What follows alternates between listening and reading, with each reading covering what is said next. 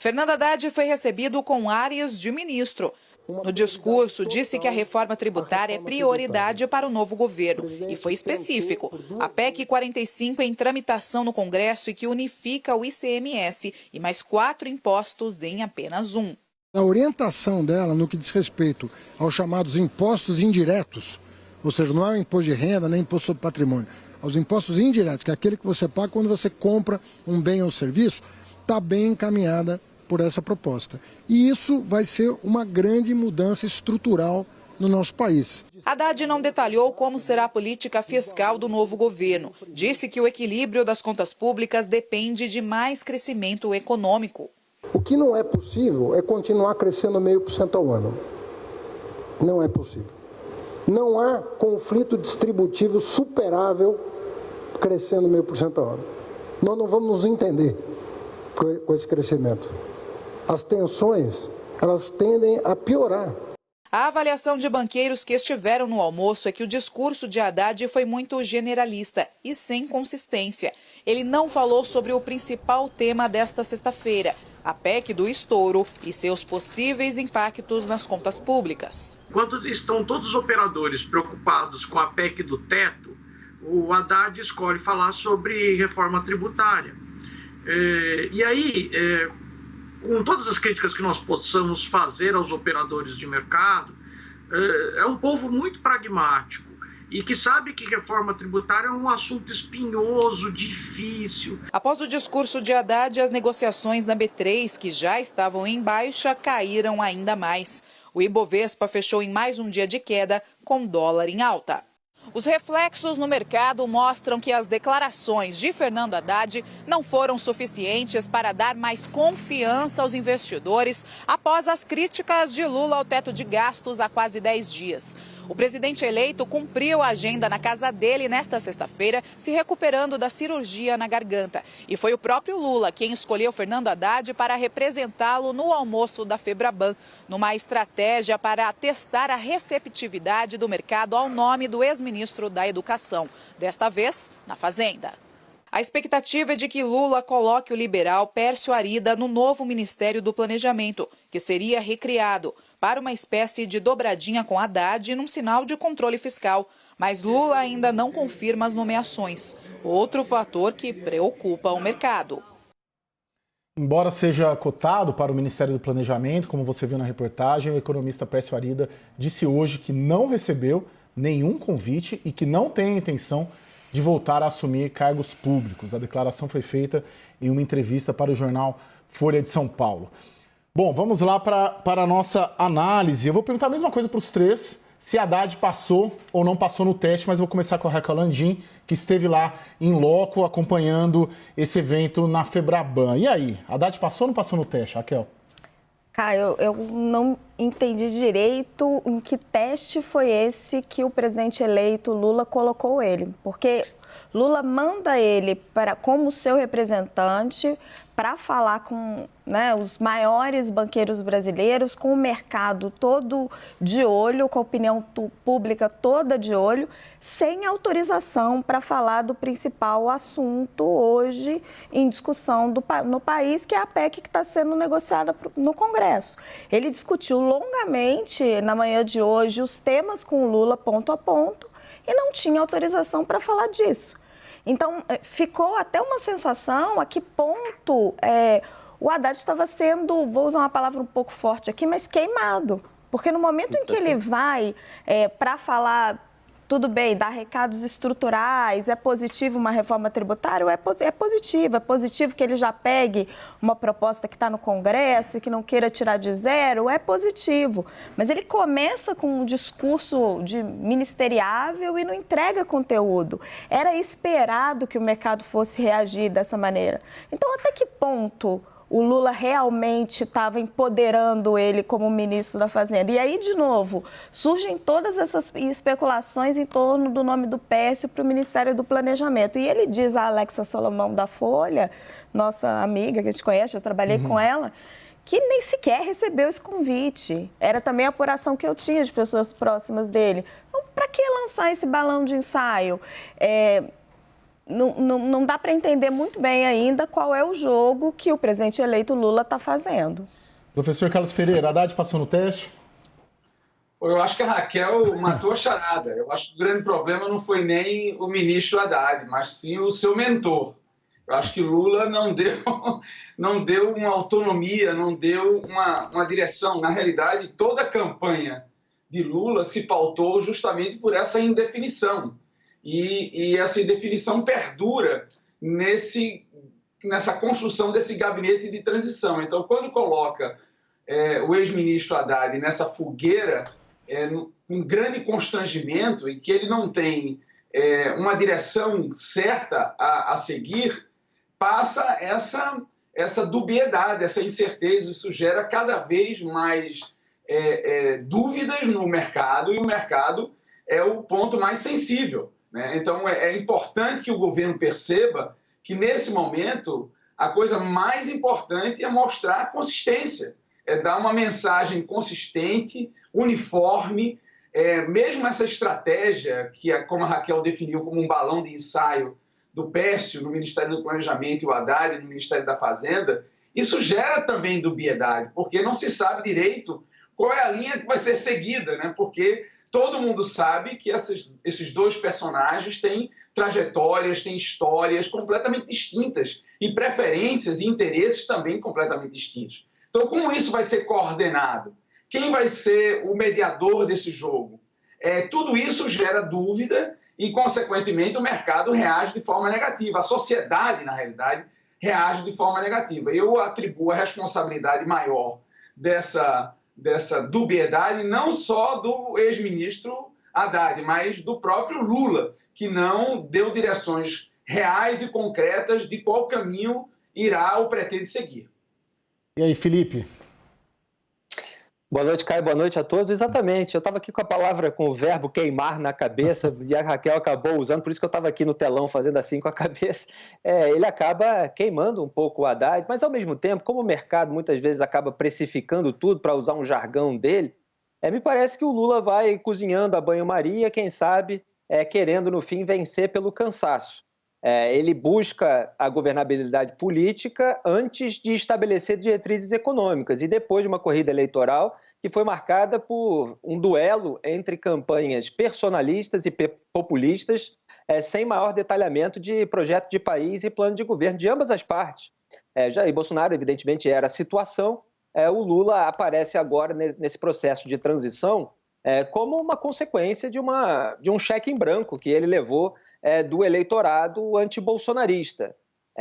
Então ele está fazendo toda essa articulação política necessária, parece que também está perdendo um pouco a mão nessa articulação, ficou mais focado lá na COP, em se distinguir do Bolsonaro na questão ambiental. Arthur Lira foi correndo por fora, já está conseguindo um monte de partido ali próximo dele, ele centralizou o orçamento secreto ao longo dos últimos anos, tem muita força no Congresso, o PT tem medo de enfrentá-lo, tem medo de reviver o Eduardo Cunha, quando tentou emplacar um petista na presidência da Câmara e o Cunha acabou levando e se tornou uma oposição desagradável para o petismo, que depois abriu o processo de impeachment de Dilma Rousseff. E você tem alguns agentes econômicos e políticos que estão dizendo, olha, dá para garantir uma governabilidade mansa, tranquilona, se não tiver um mínimo de diretriz econômica. Então, Haddad vai nesse evento e não fala do maior problema do momento, que é a proposta de 200 bilhões de reais acima do teto nessa PEC da transição, que a gente chama de PEC do estouro, Helena Landau chama de PEC do precipício.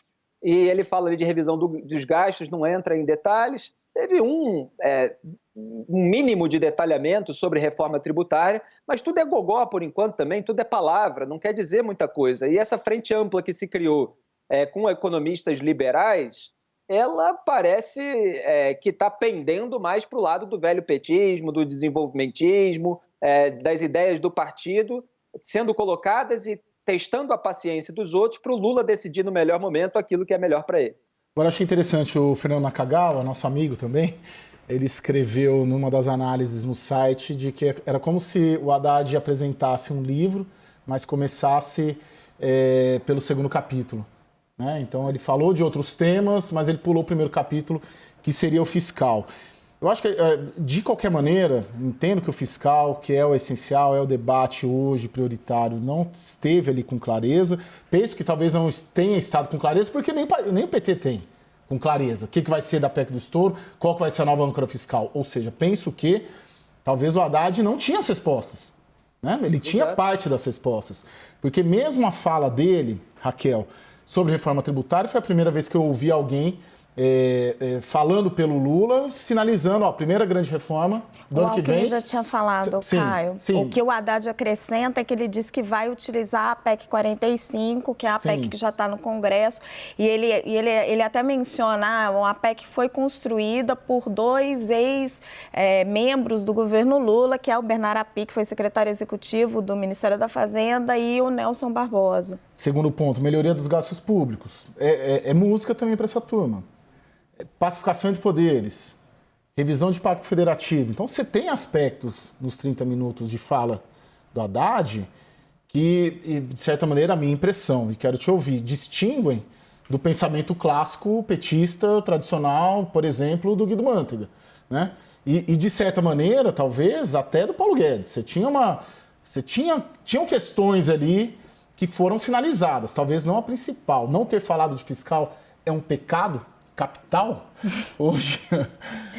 Não é um pecado. Acontece que não adianta você tentar fugir da principal discussão. Não adianta você ficar jogando para frente, sendo que você tem um problema para resolver agora. Então, vamos lá. Fernando Haddad não é Gleisi Hoffmann, não é Aloysio Mercadante, não é Guido Mantega. É nesses termos que você está colocando. Sim, não é. Ele fez a aproximação entre Lula e Geraldo Alckmin, que teve no meio dessa costura. Ele traz um discurso mais parecido com o Alckmin, mas ele não traz nem a autoridade de quem vai ser o novo ministro da Fazenda. E no começo do discurso parecia que ele traria, porque ele diz, né, minha vida mudou de terça-feira para cá. Eu falei, opa, temos um ministro. E não era isso.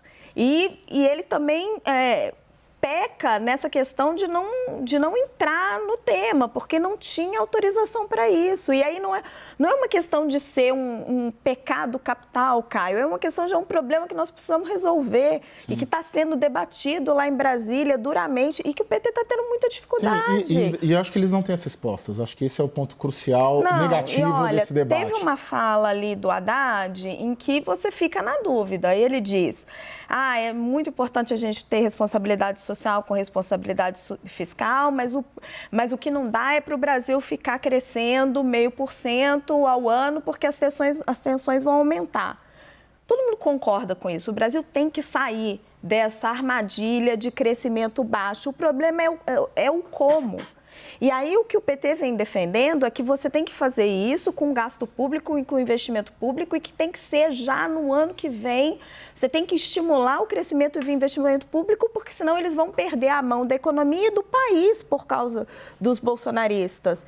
E aí essa conta não está fechando, porque primeiro eles precisam arrumar a casa para depois deslanchar a economia. Esse é o problema. Professor Carlos Pereira, hoje talvez não tenha ficado claro que o ministro da Fazenda do Lula é o Lula. Hoje não está bem claro isso? Não está claro. Eu acho que o Felipe levantou um ponto importante, que eu acho que é a questão da governabilidade. E o que a gente dá para pescar nesse gabinete de transição? O Lula tentou encaminhar um gabinete de transição que englobasse praticamente todo mundo. Eu fiz um cálculo dos membros do gabinete de transição que são filiados a partido político, tem 17 partidos políticos. Eu lembro que na primeira coalizão de Lula, em 2003, existiam 8 partidos na sua coalizão. Na segunda coalizão, no segundo governo, tinham 9 partidos. Então agora tem 17 partidos. É muita gente, partidos muito heterogêneos, partidos muito diferentes um do outro. Tem partidos de extrema esquerda, como o PCdoB, até o próprio PP, que apoiou a candidatura de Bolsonaro. Então, assim, passando pelo MDB. Então, é uma verdadeira salada, sem uma agenda concreta que unifique esses partidos.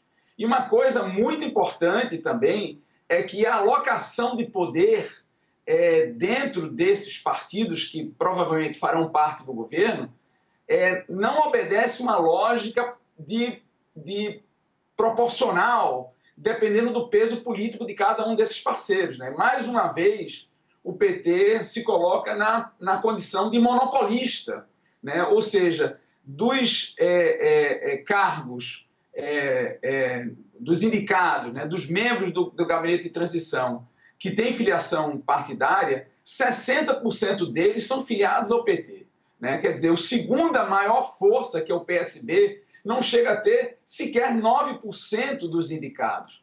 Isso é muito similar aos próprios gabinetes anteriores de Lula.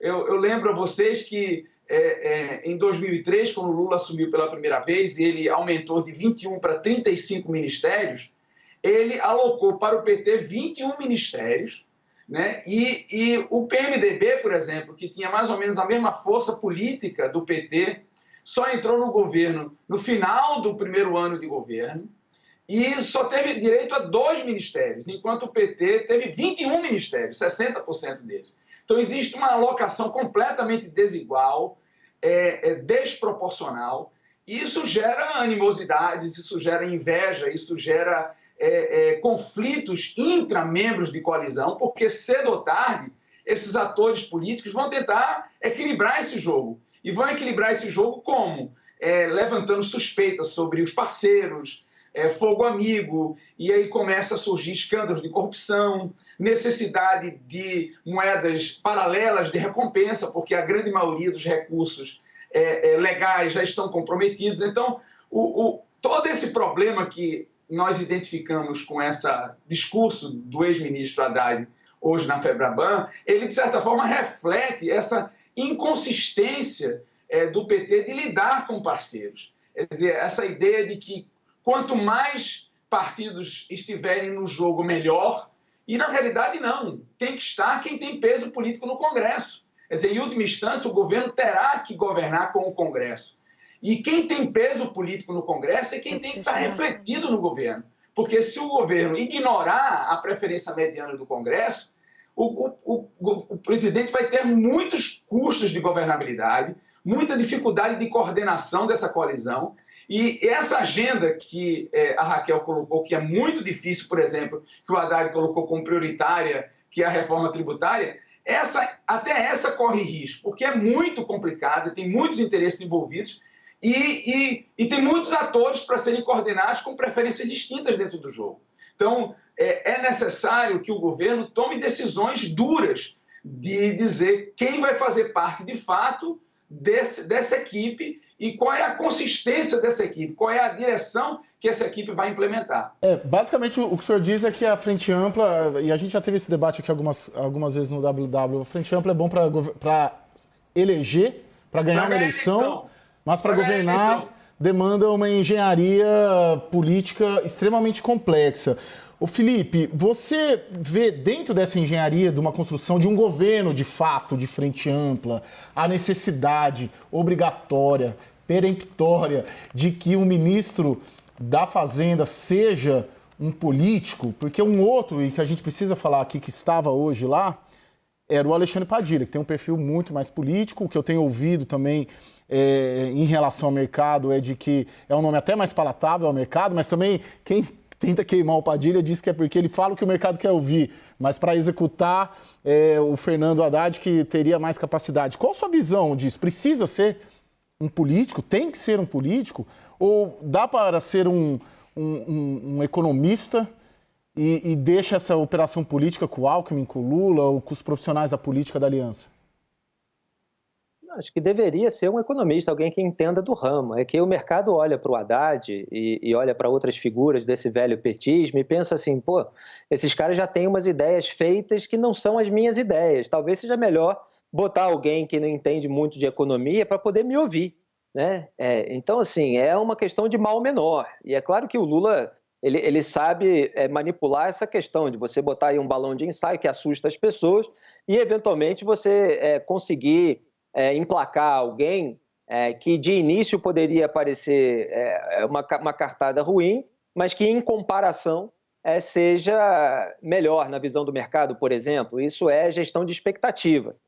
Vamos ver se o Haddad está sendo simplesmente aí um boi de piranha para passar o Alexandre Padilha, que tem um histórico de medicina, enfim, mas já teve também, respingou nele aí outros escândalos petistas. É alguém do PT, quer dizer, eu não vejo muita frente ampla mais.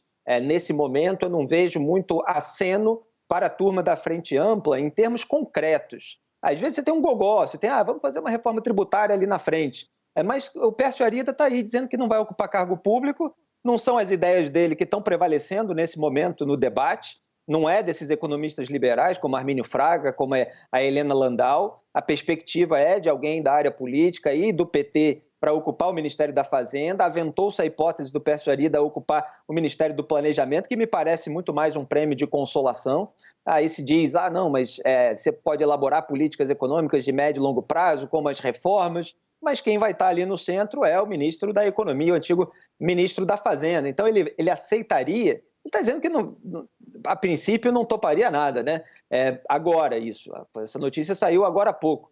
Mas a gente não sabe se vai vir uma proposta mais séria. Agora, alguém desse lado da frente ampla, de economista liberal, vai aceitar uma posição secundária? Eu acho bastante temerário para essas pessoas. Porque você coloca ali só para fazer um aceno, só para ter algum tipo de concretude, de que não é só o discurso da campanha de frente ampla, e no fundo o que vai estar guiando são as velhas ideias do partido, que são contrárias às dessas pessoas. Então, assim, é muito difícil pensar nessa capacidade de conciliação. O Paulo Guedes era alguém que professava ideias mais liberais e se curvou completamente aos interesses políticos. Eu não vejo esses economistas liberais tomando esse mesmo caminho.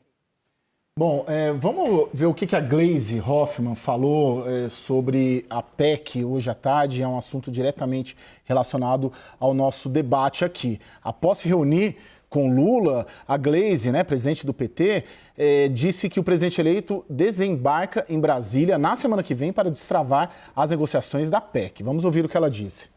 O presidente chamou para uma conversa para a gente organizar a semana dele que vem em Brasília. Ele vai estar lá a partir de segunda-feira, quer fazer várias reuniões com os partidos, com as bancadas, quer conversar novamente com o presidente da Câmara, com o presidente do Senado. Enfim, conversamos um pouco sobre a dinâmica dessa reunião. Ele deve passar em Brasília de segunda a sexta para fazer essas conversas, para a gente também encaminhar a PEC. Nós temos que conversar mais com as bancadas, conversar com os partidos que compõem a nossa base. Talvez a forma como foi iniciado o processo possa ter desagradado. Eu acho que a gente tem espaço para conversar e eu penso que nós teremos um bom resultado nesse processo. O presidente quer insistir no caminho da política. Achamos importante isso. O Congresso Nacional é onde nós temos que resolver os problemas do povo. Professor Carlos Pereira, o PT subestimou essa nova realidade política em Brasília? Talvez tenha ficado com a impressão, e eu tenho refletido sobre isso diariamente, de que o PT ganhou, achou que ia tratorar com a PEC, que o Lula é o super Lula ainda, habilidoso, e chega com tudo, todo mundo fala amém, mas a realidade política virou de 20 anos para cá, de 2002 para 2022. O Congresso que manda, o Supremo manda mais ainda. Você não precisa participar de um governo para você ter poder. Se você está bem posicionado dentro do Legislativo, você consegue ter poder. Tanto que o Arthur Lira está aí. E o PT, que criticou o orçamento secreto a campanha inteira, está fazendo concessões. Justamente para evitar se criar um novo Eduardo Cunha e acontecer, por exemplo, o que aconteceu com a Dilma Rousseff. O PT subestimou, fez um erro de cálculo. Qual que é o erro central dessa história da PEC que emperrou de tal maneira que ninguém aposta que vai sair da forma como o partido pretendia? Eu acho que você tocou num ponto fundamental. Existe um certo mito de que um bom articulador, um bom negociador é suficiente para resolver os problemas e encaminhar soluções eficientes, O sistema político brasileiro, ele não foi desenhado para gerar eficiência. Ele foi desenhado para gerar inclusão dos mais variados interesses dentro do jogo político. E em função de ser um sistema tão inclusivo, extremamente fragmentado, multipartidário, é fundamental que o presidente não só saiba negociar, mas ele saiba gerenciar. E gerenciar coalizão significa tomar decisões, construir uma coalizão com o mínimo possível de parceiros políticos, porque quanto mais partidos, mais complicado, maiores os problemas de coordenação, parceiros que, vamos dizer assim, compartilhem uma agenda minimamente comum, em que os interesses estejam alinhados. Além disso, como esse é um jogo de sobrevivência política também para os próprios parlamentares, isso pressupõe acesso a poder e a recursos. O presidente tem que deixar claro quais são os critérios de alocação desses recursos, porque quanto mais incertos os políticos estiverem como vai ser o critério da alocação, e o critério claro que o presidente poderia dizer era um critério exógeno, era um critério justo, quantidade de votos que cada partido trouxe para o parlamento. Então, se um partido tem 20% de cadeiras no parlamento, ele vai ser contemplado com 20% e assim sucessivamente. Então, quando o presidente não utiliza um critério justo, exógeno, não endógeno, que pressupõe interesses próprios, isso gera também mais incertezas, problemas de coordenação. E mais ainda, eu diria que é o presidente mirar a preferência agregada, mediana do parlamento. As gestões anteriores do presidente Lula ignorou as preferências medianas do parlamento. Consequentemente, gerou muitas animosidades com parlamentos e gerou pressões para a necessidade de formas heterodoxas de recompensa dessa coalizão. Então, eu percebo que o presidente Lula está caindo nas mesmas armadilhas, é como se não tivesse havido aprendizado diante dos erros do passado. Então, o presidente interpretou a vitória como agora eu vou usar a minha habilidade, eu vou usar a minha capacidade de convencimento, e isso basta. E eu acho que isso não basta mais. Como você bem frisou, o próprio executivo ele perdeu alguns poderes, o legislativo agora ele tem certas prerrogativas importantes de controle orçamentário, das emendas individuais e coletivas que passaram a ser impositivas, o presidente perdeu essa discricionalidade e pode acabar, inclusive, o presidente Lula tendo que ficar refém dessas forças políticas que ele fez oposição durante a campanha, porque ele não vai ter condição de governar ignorando-as e, de certa forma, tentando aniquilar o elemento fundamental que essas forças identificaram de sobrevivência, que é o orçamento secreto. Se é que já não está refém, né, professor? Se é que só a Raquel vai fazer uma interferência. Eu queria só complementar o professor, porque é o seguinte, o Lula vence a eleição e ele ainda não assumiu, mas já está na prática tomando decisões importantes, então eu vou usar essa expressão, ele chega ao poder meio que inebriado, ele e o PT, né? Ele faz aquele discurso inflamado contra o mercado, ele chora, seja pelo fato de ter ficado preso, por tudo que, né, pela Operação Lava Jato, e aí tem ali você traz todos aqueles nomes antigos do petismo, como se estivesse ressuscitando todas essas pessoas. Então, eles têm... Eu ouvi isso de muitas pessoas, essa percepção de que eles estavam inebriados com a vitória. Só que as coisas vão se desmontando, porque ele ganhou com menos de 51% dos votos. Porque o PT tem uma bancada que é expressiva, mas não tem o domínio do Congresso. Então, assim, a PEC... é importantíssima para eles, mas como bem me definiu outro dia o senador Marcelo Castro, que é o relator, ela vai ser escrita pelos senadores. Então, eles que vão escrever, passar e aprovar essa PEC com a concordância do Arthur Lira. Então, hoje a gente enxerga o Wellington Dias procurando o Tasso Gereissati para tentar chegar num acordo. Eles trouxeram uma PEC que tinha ali todas as ideias do petismo. Dinheiro para investimento, dinheiro para Bolsa Família, dinheiro para tudo e permanente, já para resolver o governo inteiro. E o Centrão falou, vocês não vão conseguir tudo isso daqui. Eu tenho a impressão que mudou, o hardware é o mesmo, você tem Congresso, Palácio do Planalto Supremo, mas o software mudou. Você tem duas peças aí centrais, principalmente o Congresso, muito mais empoderada. Então o sujeito chega e fala, te dou o Ministério da Infraestrutura, ele fala, eu prefiro ficar com o orçamento secreto, que eu vou ter muito mais controle das votações. E tem um player aí que a gente tem que observar, e quem nos assiste também, que é o Davi Alcolumbre. Davi Alcolumbre, o ano passado, retrasado, ele sentou em cima de uma indicação para o Supremo, por birra com o presidente Jair Bolsonaro, por 4 meses e meio. E é ali que está travando o debate. Surpreendentemente, na Câmara, o Arthur até foi para a Copa, né, a convite do parlamento lá do Catar, mas o Davi Alcolumbre, eu até anotei, a indicação do Bolsonaro do André Mendonça para o Supremo foi no dia 13 de julho, saiu no DO, Diário Oficial da União, e o Davi Alcolumbre só marcou no dia 24 de novembro, 4 meses e meio depois. E não está tendo uma tentativa de acerto ali. Então, um presidente de CCJ do Senado, Comissão de Constituição e Justiça, consegue atravancar essa negociação. Estamos falando de um parlamentar, um de 81, não, mas de ele não 594. está fazendo isso sozinho, né? Ele avisou desde a primeira reunião, olha, isso aqui não vai passar. Sim.